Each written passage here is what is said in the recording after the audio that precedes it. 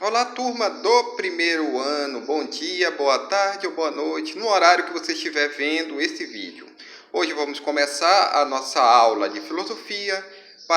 Esse aqui são os conteúdos da segunda avaliação, que é dividido em duas partes. A primeira parte, os sofistas, e a segunda parte, Sócrates, né?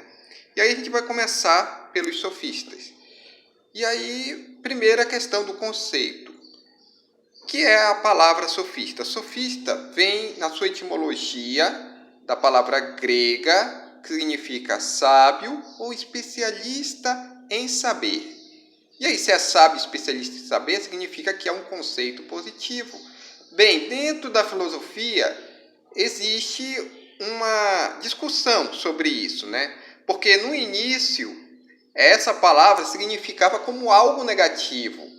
Seria aquela pessoa que engana, né? Isso aí por quê? Por causa de Platão e Aristóteles, que diziam que os sofistas eram pessoas enganadoras, que não levavam para a verdade.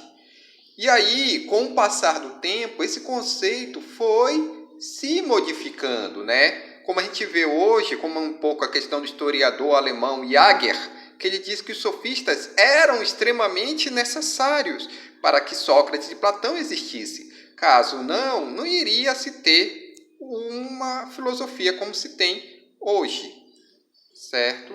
E aí, qual é a principal contribuição dos sofistas? Os sofistas fizeram uma revolução de pensamento, porque antes se discutia sobre a reflexão do eixo da física, ou seja, da natureza e do cosmos, a origem de tudo. Agora se passa a pesquisar sobre a questão do homem, né? O que é o homem? Lembram lá daquelas perguntas de onde vim, para onde vou e quem sou?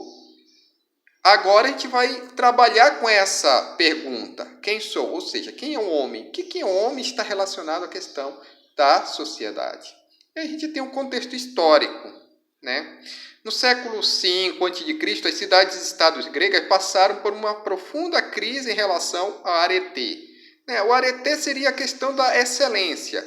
Lembra que a gente falou sobre a questão das mitologias, que seriam somente uma forma de educação para o povo grego da antiguidade? Pois é, o arete, que seria a questão da excelência, seria a questão do domínio da aristocracia, estava passando por uma profunda crise.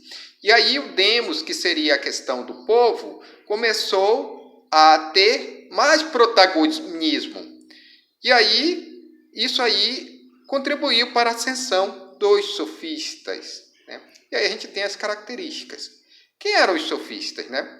Eles buscavam o saber no sentido prático, ou seja, na questão da parte da retórica. Os sofistas exigiam remuneração para poder ensinar a sua sabedoria. Ou seja, os sofistas, eles precisavam de dinheiro, né, para poder sobreviver, porque eles não ficavam numa cidade, eles ficavam variando de uma cidade para outra, né? Ou seja, os sofistas eram estrangeiros, ou seja, não tinham lugar fixo e viviam viajando e vendendo os seus conhecimentos. Os sofistas mantinham liberdade de espírito em relação à tradição. Eles não seguiam a tradição na sua totalidade. E os sofistas não eram pensadores compactos, ou seja, os sofistas tinham um pensamento diferente um do outro. Não pode-se dizer que existia um pensamento comum entre eles. E aí a gente tem os dois principais. Primeiro, Protágoras de Ábera, né? Ele que trabalhou com a questão da onomatopeia, ou seja, a arte de você falar bem. Para você conseguir persuadir, convencer alguém, você precisa falar bem. Por isso que os vendedores, os políticos e os advogados aprendem a questão da parte da retórica, que vem daí dos sofistas, né? E aí o primeiro, o mais importante, foi Protágoras, né? Ele viveu viajando por toda a Grécia, né? E aí, o que é o principal de Protágoras? O principal de Protágoras, ele dizia o seguinte, que o homem é a medida de todas as coisas. Mas o que significa isso? O homem é a medida de todas as coisas. O homem é a medida de todas as coisas, segundo o qual ele diz o que é o certo e o que é o errado. Ele que diz aquilo que vale e o que não vale, né? Essa que seria a questão da ideia principal de Protágoras de Abera, né? Aí depois a gente tem o Gorgias de Leontino. E o Gorgias, diferente lá do Protágoras, né? Protágoras era um agnóstico, né? O Gorgias era um nihilista, ou seja, não acreditava em praticamente nada, né? Mas é interessante, né? O Gorgias foi aluno de Empédocles. Lembra lá do Empédocles, que ele dizia que o princípio de todas as coisas era a água, o ar, o fogo e a terra, ou seja, esses 4 elementos?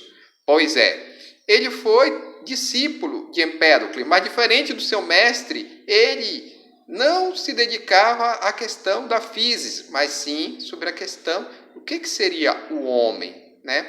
E aí é interessante que ele coloca, o principal tratado dele é o elogio a Helena, né?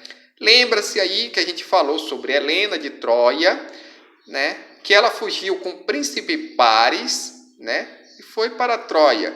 E graças a essa fuga é que houve a questão do início da guerra de Troia.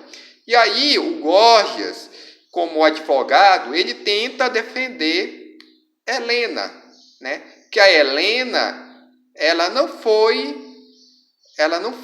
culpada na sua totalidade, segundo as outras pessoas dizem. Por que não foi? Ela não foi porque ela foi dominada pela paixão. E quando se é dominado pela paixão, nenhuma pessoa tem o domínio de si, né? Essas aí são as argumentações do Gorgias para defender Helena de Troia, né? E aí a gente tem um outro termo importante, o Córax, né?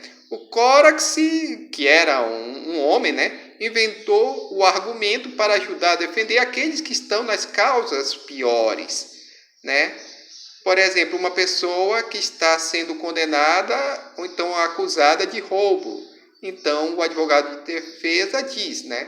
Ele sabia que seria o primeiro suspeito de roubo, logo, não seria verdade que ele cometesse. Ou seja, ele vai usar a argumentação para se sair dessa suspeita, né? Então, qualquer dúvida, me manda um e-mail para esse e-mail aqui, né? duvidafilosofiaca@yahoo.com.br, certo? E aí a gente também tem a questão do nosso conteúdo, que eu também enviei para vocês. Espero que vocês estudem, deem uma olhada e desejo para vocês bom estudo.